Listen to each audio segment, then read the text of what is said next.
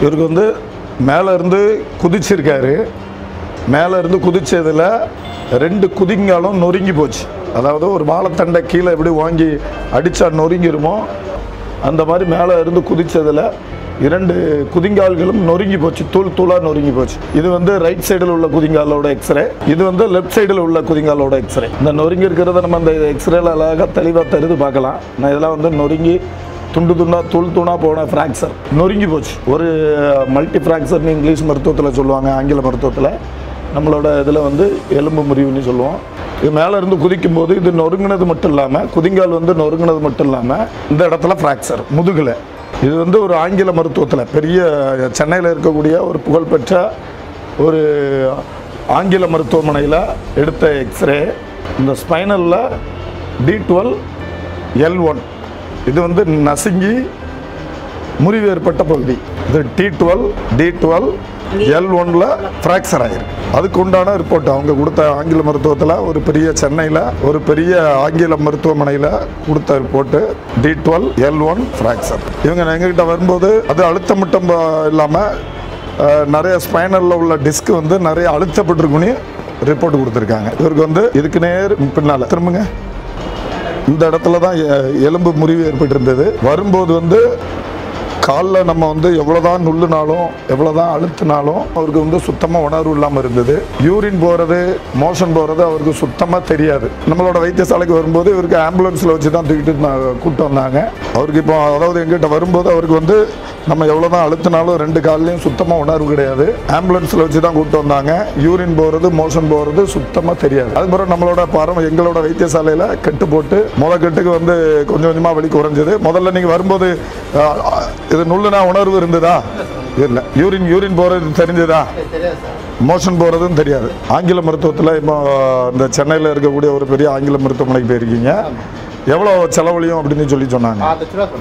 6 லட்ச ரூபா சொன்னாங்க. 6 லட்ச ரூபா கட்ட முடியாமல் நீங்கள் எங்கே போனீங்க? ராயப்பேட்டை ஆஸ்பத்திரிக்கு போனீங்க. சரி, நீங்கள் 6 லட்ச ரூபா கேட்கும்போது சுயநனவோட இருந்தீங்களா? உங்களுக்கு எப்படி தெரியும் 6 லட்ச ரூபா கேட்டாருன்ட்டு? உங்கள் ஓனர் வந்து பின்னால் சொன்னாரா?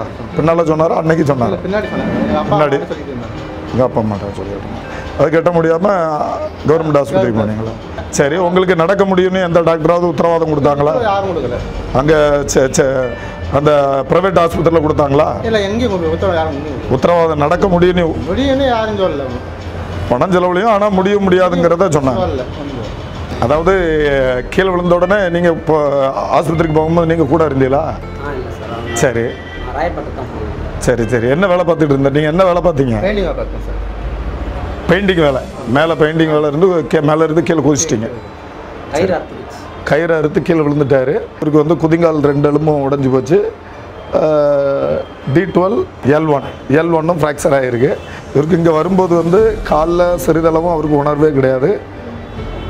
கத்தி வச்சு குத்தினா கூட காலில் 2 கால்லையும் உணர்வே கிடையாது. அதுபோக யூரின் மோஷன் போகிறது சுத்தமாக தெரியாது. டியூப்பில் ஆட்டோமேட்டிக்காக கொஞ்சம் கொஞ்சமாக போயிட்டு இருந்தது. மோஷன் வந்து போகிறதே தெரியாது. அதுக்கப்புறம் எங்ககிட்ட கெட்டு போட்டு கொஞ்சம் கொஞ்சமாக கட்டுக்கு கொஞ்சம் உணர்வு வந்துட்டேன். கட்டுக்கு கொஞ்சம் உணர்வு வர ஆரம்பிச்சிட்டேன். கட்டு போட்டுட்டு 2வது கட்டுக்கு வரும்போது எப்படி இருந்தது? சரி. 3வது கட்டுக்கு வரும்போது டீப்பை எடுத்துட்டீங்க, உணர்வு வர ஆரம்பிச்சு. மோஷனில் வந்து தெரிய ஆரம்பிச்சிட்டு முக்கம் முடிஞ்சது. சரி, அதாவது கொஞ்சம் ஒவ்வொரு கட்டுக்காக குணமாகி கட்டுக்கு உணர்வு வர ஆரம்பிச்சிருக்கு. 2வது கட்டுக்கு இன்னும் கொஞ்சம் உணர்வு வர ஆரம்பிச்சிருக்கு. 3வது கட்டுக்கு டியூப்பை எடுக்கிற அளவுக்கு அந்த யூரின் டியூப் போட்டுருந்துருக்காங்க. அந்த டியூப்பை எடுக்கிற அளவுக்கு முன்னேற்றம் அடைஞ்சிருக்கு. திருப்பி இப்போ போன கட்டுக்கெலாம் பார்த்தீங்கன்னா, போன கட்டுக்கு முந்தின கட்டுக்கெலாம் நம்ம வந்து வாக்கர் பிடிச்சி நடந்துக்கிட்டு இருந்தார் 2 பேர் துணையோட. போன கட்டுக்கு வெறும் வாக்கரை வச்சு நடந்தார். இப்போ வந்து வாக்கர் இல்லாமலே அவரால் நடக்க முடியும். வந்து 6 லட்ச ரூபா பைசா கேட்டாங்க. அது எங்களால் முடியாதுன்னு சொல்லிட்டு அப்புறம் 6 லட்ச ரூபா பைசா கேட்டது இல்லாமல் முடியாதுன்னு இப்போ கட்டு சரியாகாது அப்படின்னு சொன்னாங்க. உடனே வந்து நான் நேராக வந்து அந்த வடபழனி புத்தூர் நூலக சாலைக்கு வந்தோம். அங்கே வந்து ட்ரீட்மெண்ட் எடுத்தோம். முடிஞ்சு நடக்க வச்சுட்டாங்க. நான் பெயிண்ட் வேலை செய்கிறேன். மாடி வந்ததுனால காலும் முதுகு உடஞ்சி இதாகிடுச்சு, நொறுங்கிடுச்சு. அதனால் நாங்கள் வந்து இங்கே கவர்மெண்ட் ஆஸ்பத்திரி தனியார் ஆஸ்பத்திரி இதுக்கு வந்தோம். கேட்டதுக்கு சரிப்படுறது வராதனால அப்போ இங்கே புத்தூர் கட்டி வடப்பள்ளிக்கு வந்தோம். வடப்பள்ளி வந்துட்டு ஃபஸ்ட் வந்தனால ஒன்றுமே தெரியல எனக்கு. தெரியாதனால அப்புறம் கட்டி ஆனதுனால அப்புறம் 2வது கட்டுக்கு வரும்போது ஒரு மாதிரி இருந்தது. அப்புறம் வந்து மாதம் முடிஞ்சுலாம் போகாமல் இருந்தது. அப்புறம் 3வது கட்டுக்கு வந்து மாதத்துக்கு போகிறது, யூரின் போகிறது இதெல்லாம் தெரிஞ்சுது. அப்புறம் சாப்பிடாம இருந்தேன். அப்புறம் 4வது கட்டு வந்து சாப்பாடுலாம் சாப்பிட வச்சாங்க. 4வது நாளில் சாப்பிட்டேன். அப்புறம் 5வது கட்டு வரும்போது கொஞ்சம் நல்லா நடக்க ஆரம்பித்தேன். இவங்களுக்கு கை கொடுத்து நான் 6வது கட்டுக்கு வந்து இது வச்சு ஸ்டிக்கு வச்சு நான் வந்தேன்.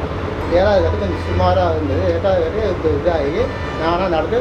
சரி, இப்போ நீங்கள் இங்கே வந்து கட்டு போட்டு சரியாயிட்டீங்க. ஆமாம் சார். சரியாயிட்டீங்களா? இப்போ உங்களால் நல்லா நடக்க முடியுதா? நல்லா நடக்க முடியும். காலெல்லாம் நல்ல உணர்வு இருக்கா? நல்ல உணர்வாக இருக்குது. யூரின் போகிறது தெரியுதா?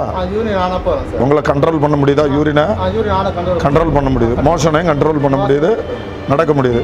காலில் லேசாக ஏதாவது குத்தனா உணர்வு தெரியுதா? சரி, திருப்பி போயிருக்காங்க.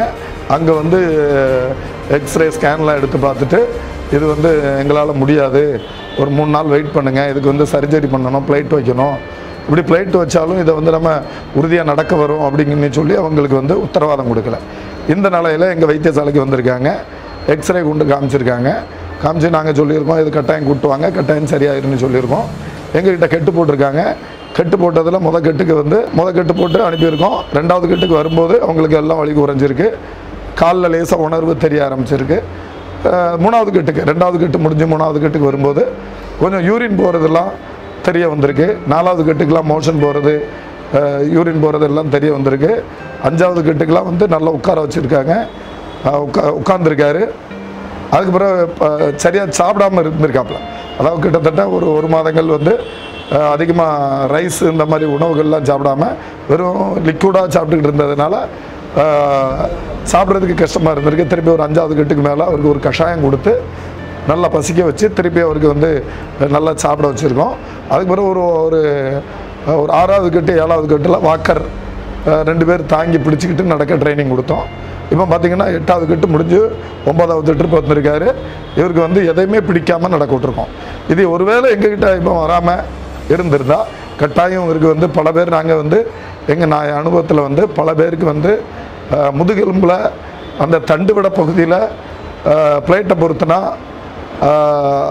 உடம்புல வந்து உணர்வு அற்று போய் எந்த இடத்துல பிளேட் வச்சுருக்காங்களோ, எந்த இடத்துல அறுவை சிகிச்சை பண்ணியிருக்காங்களோ அதுக்கு கீழே எந்த ஒரு உறுப்புமே வேலை செய்யாமல், கை காலெலாம் உணர்வு இல்லாமல், பின்பக்கத்துலலாம் உடம்பு புண்ணாகி அழுகி போய் கை காலெலாம் துர்நாற்றம் அதாவது காலெலாம் துர்நாற்றம் வீட்டு அழுகி இறந்து போனவர்களே நம்ம பார்த்துக்கிட்டு இருக்கோம். நான் பார்த்துருக்கேன். இவர் ஒருவேளை நம்மகிட்ட வராமல் இருந்து அங்கே வந்து அறுவை சிகிச்சை பண்ணியிருந்தா இவருக்கு வந்து கட்டாயம் உறுதியாக அந்த தண்டுவடத்தை அறுத்துருப்பாங்க. அந்த எந்த இடத்துல, ஏன்னா அறுவை சிகிச்சை பண்ணுறதுக்கு முன்னுக்கிட்டே நீங்கள் உங்களுக்கு வந்து நடக்க வரும், கால்லலாம் வந்து உங்களால் நடக்க முடியும், உணர்வு வரும் அப்படிங்கிறதெல்லாம் அவங்க உறுதியாக சொல்லலை. நம்மளோட பாரம்பரிய மருத்துவத்தில் தான் அந்த அந்த தண்டுவட பகுதியை வந்து துல்லியமாக ஒன்று சேர்த்து கட்டி எங்கள் மூலிகை தைலங்களை விட்டு சிகிச்சை பெற்றதுனால அவருக்கு வந்து கிட்டத்தட்ட இப்போ 2 மாதங்களுக்குள்ளே நல்லா நடக்க வச்சுருக்கோம். இவர் இனிமேல் வந்து கொஞ்சம் கொஞ்சமாக இப்போவுமே அவர் சின்ன கொஞ்சம் அவருக்கு தேவைகளை யூரின் மோஷனுக்கு பாத்ரூமுக்கு போகிறது அவருக்கு வந்து அவரே இப்போவுமே போய்கிடலாம். இன்னொரு 1 மாதங்கள் 2 மாதம் கழித்து அவர் குடிஞ்சு நிமிர்ந்து வேலை செய்கிற அளவுக்கு அவருக்கு கட்டாயம் உடம்பு ரெடி ஆயிரும். அதனால் வந்து இந்த தண்டுவட பகுதிங்கிறது வந்து எலும்பு முறிவு ஏற்பட்டது அப்படின்னு சொல்லி பயப்படக்கூடாது. எந்த ஒரு எலும்பு முறிவையும் நம்மளோட பாரம்பரிய மருத்துவத்தில் குணப்படுத்த முடியுங்கிறதுக்கு இதுதான் ஒரு சாட்சி.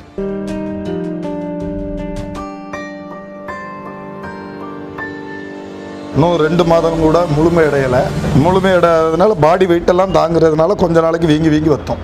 அதாவது யாருக்கு எலும்பு முறிவு இந்த குதிங்கால் நொறுங்கினாலும் நல்லா நடக்க வந்த பிறகு கொஞ்ச நாளைக்கு, அதாவது முழு பாடி வெயிட்டெல்லாம் தாங்கி நடக்கிறதுனால இது கொஞ்ச நாளைக்கு ஒரு 2 மாதத்துலேருந்து 3 மாதம் வரைக்கும் வீங்கி வத்தோம். அதிகபட்சமாக ஒரு 3 மாதத்துக்கு உள்ள அவருக்கு வந்து எந்த ஒரு இதில் வந்து எலும்பு முறிவு ஏற்பட்டதற்கான ஒரு ஆதாரங்களே இல்லாமல் போயிடும். அதனால் இதுக்கு வந்து நாங்கள் தைலம் கொடுப்போம்.